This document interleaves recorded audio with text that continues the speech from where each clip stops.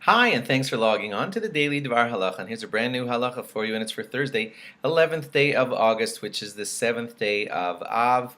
A couple of more laws now for you. For Tisha B'Av, some people try to start the davening earlier on the morning of Tisha B'Av because sleeping in on the morning of Tisha B'Av, when that's the day when we commemorate the destruction of our temple, and people are just like sleeping in, and starting davening later than they usually do, it sets a bad precedent. However, the halacha does also say that if starting davening earlier is going to make the kinos like rather impossible for you, like let's say you always daven at 7, so now you're going to daven at let's say 6:30, and you're going to try and daven 6:30, which will mean your kinos will probably start at 7:30, and you're going to be saying kinos all the way from 7:30 in the morning till like 1 in the afternoon, which will be hard on you. So that's why some people do allow the davening on Tisha B'Av morning to start later, like 8:30, so that it's not as difficult feeling to fill up kinos all the way till 1.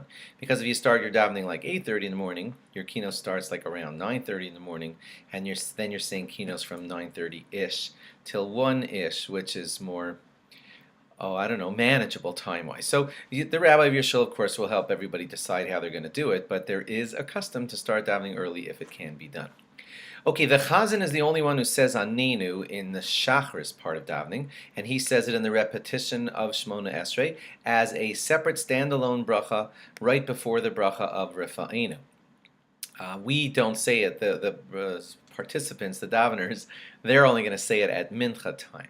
Now, if he forgot to say Anenu in its proper place, then he would insert Anenu in the Shema Kolenu bracha as an insert in Shema Kolenu, and the final part of the bracha would be the bracha of Shema Kolenu. Some people, when they do the laning, the Torah reading on the day of Tisha B'Av, they do it actually with no trup. The tune is kind of like, it's a little bit like singing, and to keep in the spirit of the sadness of the day, they feel like we're actually going to do our laning with no trup. That's how some people do it.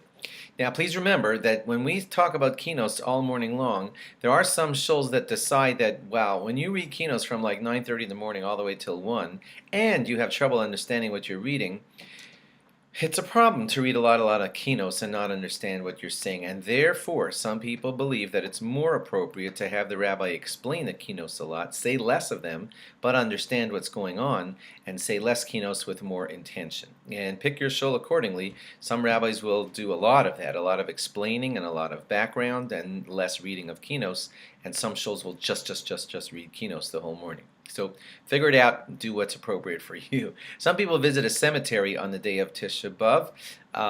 You know that we're not supposed to be playing ball, taking walks to divert ourselves, just drive around. So going to a cemetery and praying in the zchus, in the merit of certain people that are buried there, or loved ones or whatever, that would be a very appropriate thing to do on the day of Tisha B'Av. If you need to prepare your meal for after Tisha B'Av, you are allowed at the time of Tisha B'Av, because you can't do all the prep after Tisha B'Av. You have to get some of it done during the day, but it's best if it's done in the afternoon, in the part of the fast day that's less severe. Till Chatzos, the middle of the day, a little bit after 1 o'clock, roughly, that's the more intense time. It's better to do your food prep after Chatzos, after the middle of the day. Some people will put the parochas, the cover of the ark, back on the Aron Kodesh, on the Holy Ark, for Mincha, and that'll be up to the custom of the shul.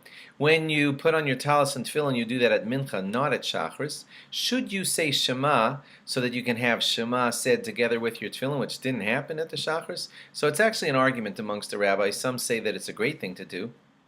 Other rabbis say that it's a bad thing to do because it's like learning Torah. Shema is Torah, and therefore you should speak to your rabbi about which custom is appropriate. Both have strong opinions either way, and you should go one of those ways. Some people will repeat Shema at Mincha, so Shema gets said with tefillin on that day, like we like to do every day except Shabbos and Yom Tov. And some people will not say Shema with their tefillin on at Mincha.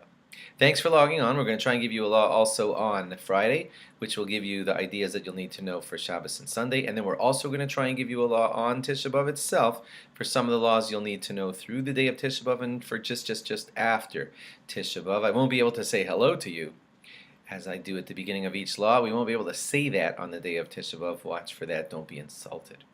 Okay, so log on again on Thursday night, Friday for more. Bye-bye.